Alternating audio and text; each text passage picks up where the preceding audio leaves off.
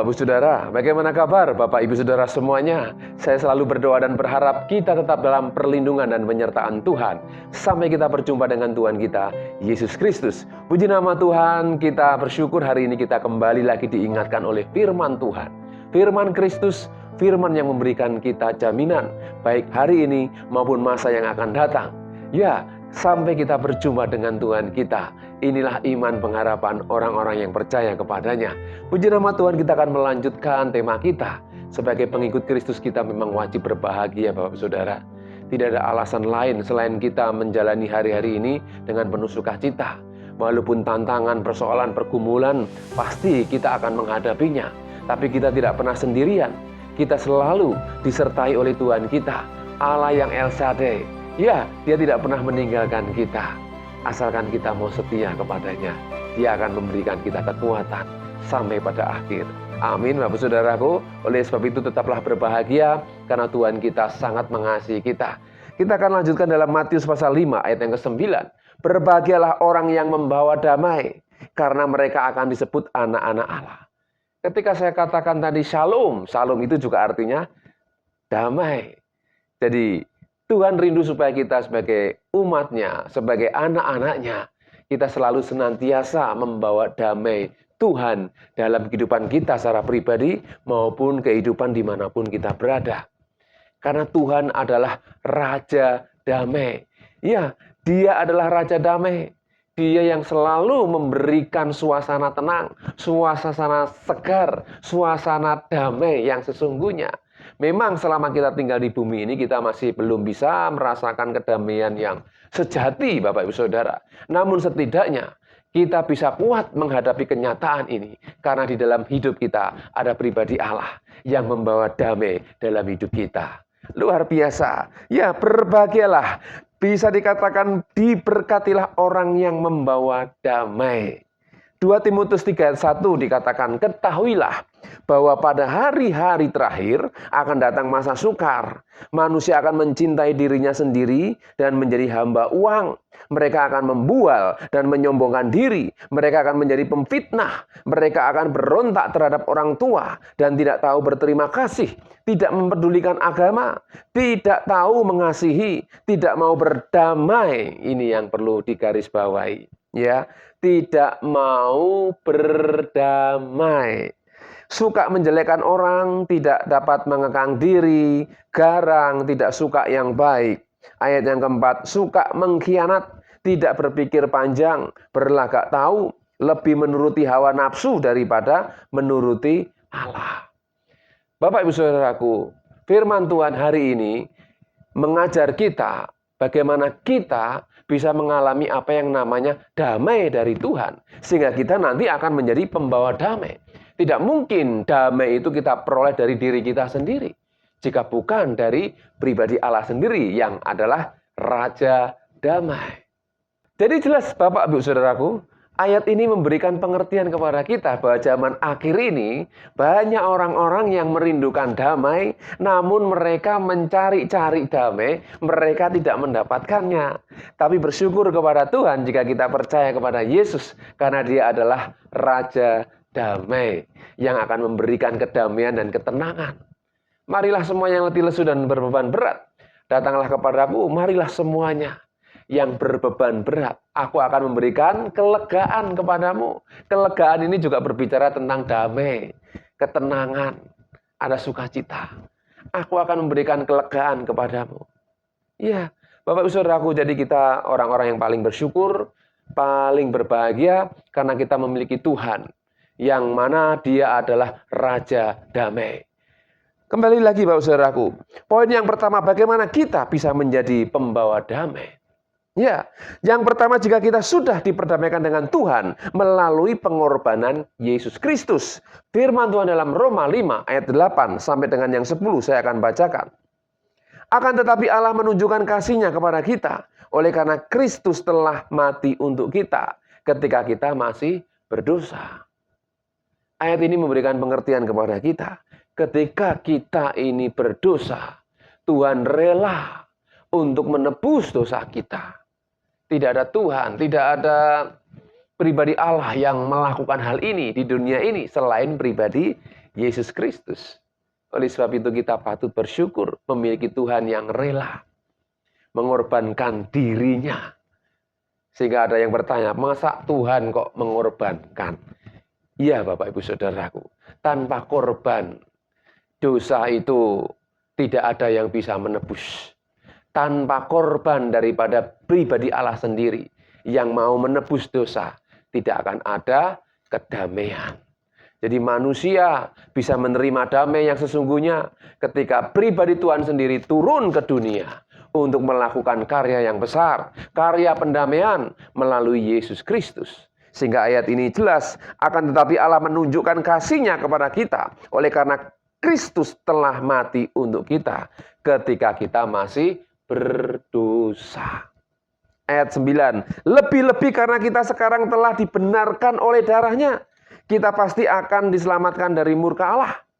Ayat 10, sebab jikalau kita ketika masih seteru diperdamaikan dengan Allah oleh kematian anaknya, maka lebih-lebih kita yang sekarang telah diperdamaikan pasti akan diselamatkan oleh hidupnya, oleh Tuhan sendiri.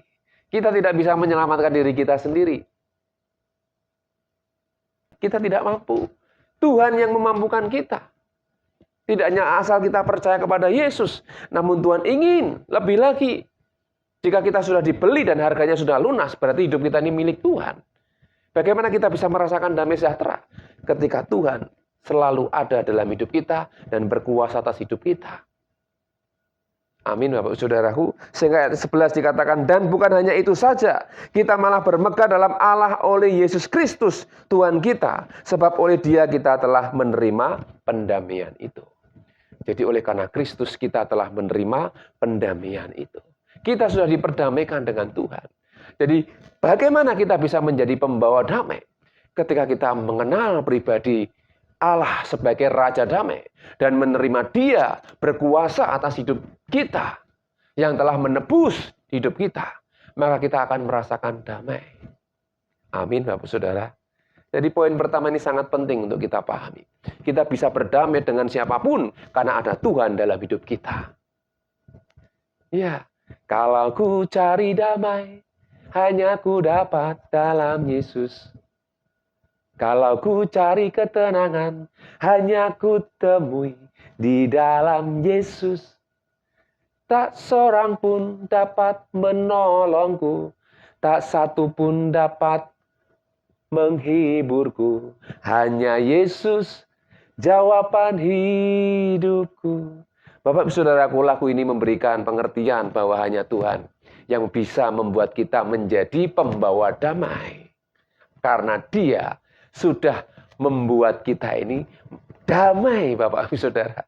Iya, apa sih yang membuat tidak damai? Tadi dalam 2 Timotius 3 ayat 1 sampai dengan yang 4 saya bacakan keadaan zaman akhir. Manusia sedemikian rupa sehingga damai tidak diperoleh.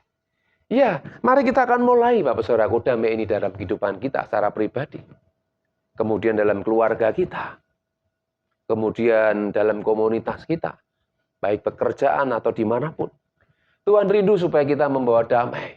Bagaimana kita bisa membawa damai? Ketika kita ada persekutuan yang manis, ketika kita ada hubungan yang manis dengan Tuhan, kita bisa menyatakan damai Tuhan melalui kehidupan kita. Amin Bapak Ibu Saudaraku, luar biasa. Yang kedua, jika kita sudah bisa berdamai dengan diri sendiri. Maksudnya bisa menerima segala kelemahan, kesalahan di masa lalu untuk kita menerima kasih karunia yang mengubahkan hidup kita, yaitu Yesus Kristus. Banyak orang-orang yang tidak bisa berdamai dengan dirinya sendiri karena mereka menyesali masa-masa lalu mereka sehingga mereka membenci diri sendiri, Bapak Saudaraku. Banyak hari-hari ini orang yang tidak bisa berdamai dengan dirinya karena mereka menyesali betapa salahnya ya apa yang telah mereka lakukan di masa yang lalu. Bapak Saudaraku, Tuhan hadir untuk mengingatkan kita supaya kita sadar tanpa Tuhan kita tidak mampu. Hari ini jika kita masih teringat masa-masa lalu kita, masa lalu yang membuat kita ini tidak bisa menghadapi kenyataan. Mari hari ini Tuhan mengingatkan kita untuk kita bangkit dari keterpurukan masa lalu. untuk kita memandang kepada Tuhan. Karena firman Tuhan dalam Efesus pasal yang kedua ayat 10. Karena kita adalah buatan Allah, diciptakan di dalam Yesus Kristus untuk melakukan pekerjaan-pekerjaan yang baik yang Tuhan sediakan sebelum dunia ini ada. Luar biasa Bapak Ibu Saudaraku. Jadi Tuhan ingin pada awal mula penciptaan, setiap manusia itu bisa melakukan apa yang Tuhan kehendaki. Jadi mari Bapak Saudaraku, kita lupakan masa lalu yang membuat kita tidak bisa kembali bangkit, memandang kepada Tuhan, hidup di dalam kebenarannya, dengan semangat dan sukacita yang baru tentunya. Mari kita lupakan masa lalu yang membuat kita terhalang untuk menerima kasih karunia Tuhan. Amin. Kemudian yang ketiga, bagaimana kita bisa menjadi pembawa damai? Jika kita mau berdamai dengan semua orang, nah ini Bapak Saudaraku, ini dibangun, ya. Rukun, guyub rukun niku dibangun. Saya menuliskan kalimat ini di satu gambar foto ketika saya bersama dengan orang-orang kampung. Ya, di sana saya tulis guyub rukun niku dibangun. Damai sejahtera itu harus dibangun. Dimulai dari setiap individu. Ya, kita tidak bisa paksakan orang lain untuk bisa menciptakan satu kedamaian. Kalau diri kita sendiri belum bisa berdamai. Ya. Oleh sebab itu, Bapak Ibu Saudaraku, mari hari-hari ini memang kedamaian ini bisa ya hilang lenyap begitu saja ketika ada masalah, ketika ada persoalan. Tidak bisa dipungkiri, bahkan sampai hari ini peperangan masih ada. Ya, padahal kita sebagai umat manusia merindukan damai sejahtera, kedamaian. Namun masih tetap ada peperangan. Tapi Tuhan rindu kita sebagai umat Tuhan, sebagai anak-anak Tuhan. Kita menjadi pembawa damai. Amin, saudaraku. Maka ketika kita hidup dalam komunitas kita, mungkin di kampung kita atau dimanapun kita berada, mari kita ciptakan suasana damai melalui kehidupan kita. Kita yang bergerak dari dalam diri kita. Percayalah ketika kita dipanggil oleh Tuhan untuk menjadi pembawa damai, maka Tuhan akan memberkati hidup kita. Amin, Bapak Saudaraku. Amsal 16 ayat 7 dikatakan, jikalau Tuhan berkenan kepada jalan seseorang, maka musuh orang itu pun didamaikannya dengan dia. Luar biasa. Jika kita hidup dalam pimpinan Tuhan, Tuhan itu juga akan mendamaikan kita dengan orang-orang yang tidak suka kepada kita. Ini Amsal, Bapak Ibu Saudaraku. Jikalau Tuhan berkenan kepada jalan seseorang, maka musuh orang itu pun didamaikannya dengan dia. Mari kita gunakan kesempatan ini untuk hidup dalam sukacita, dalam kebahagiaan karena Tuhan. Karena bagi kita orang-orang percaya, ya, sahabat 1000, teman 1000 masih kurang. Satu musuh saja itu terlalu banyak. Ya, jadi Tuhan rindu kita sebagai umatnya bisa benar-benar menjadi pembawa damai. Dimulai dari kehidupan kita secara pribadi, kemudian dalam keluarga kita, baru dimanapun kita berada. Sehingga firman Tuhan hari ini, berbahagialah orang-orang yang membawa damai. Karena mereka akan disebut sebagai anak-anak Allah. Mari kita sebagai anak-anak Tuhan, terus ciptakan kedamaian. Bersama dengan Tuhan, kedamaian itu akan membuat setiap orang merasakan pribadi Tuhan. Ya, karena dia adalah Raja Damai. Amin. Tetap semangat, maju terus menghadapi tantangan zaman ini. Tuhan menyertai kita sampai akhir. Mari kita akan berdoa. Bapa di surga, terima kasih hari ini kami bersyukur. Kami sudah mendengar firman-Mu. Kuduskan kami dengan firman-Mu. Ampuni segala hal yang masih kurang berkenan sepanjang hidup kami. Berkati teman, sahabat, bahkan keluarga kami Tuhan. Jadikan kami ini pembawa damai. Karena kami tahu bahwa firman-Mu, kami disebut anak-anak Allah ketika kami membawa damai yang dari Tuhan. Berkati kami semuanya. Terima kasih Bapa, kami serahkan doa kami, hidup kami sepanjang hari dalam pimpinan penyertaan Tuhan. Dalam nama Tuhan Yesus kita yang mengasihi Tuhan katakan bersama, amin. Tuhan Yesus memberkati.